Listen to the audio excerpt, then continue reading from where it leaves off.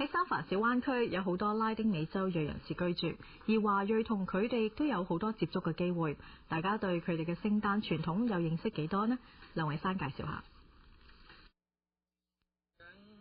來自香港嘅譚先生喺三藩市 Mission 區開鋪20年，佢話同拉美裔人士可以溝通得嚟。啲中國人講西班牙文爭啲，變咗佢哋講西英文就爭啲咯，變咗一半一半咧，大家互相遷就啦。墨西哥有一項聖誕傳統慶典，稱為 Las Posadas。Las Posadas 嘅意思係旅館，小朋友同埋成年人會扮演約瑟同埋瑪麗，重演二人由拿撒勒至伯利恆尋找棲身之所嘅一幕。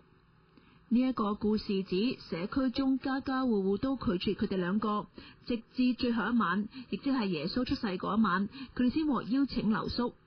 慶祝者會由12月16號演出至24號聖誕前夕，成個過程持續9日。呢一個拉美裔人士話，佢會同家人一齊慶祝聖誕，食晚餐同埋拆禮物。Navidad lo celebramos reunidos toda la familia, compartimos una cena y luego abrimos los regalos a las 12 de la noche。西班牙語 Noche Buena 照字面翻譯嘅意思係 Good Night， 亦都係指平安夜。而到咗聽日，大家遇見拉丁美洲裔人士嘅時候，可以講句 Feliz Navidad， 意思係 Merry Christmas。一齊聽下講西班牙語嘅人士正確示範點樣講聖誕快樂啊 ！Feliz Navidad。26台記者梁偉山報道。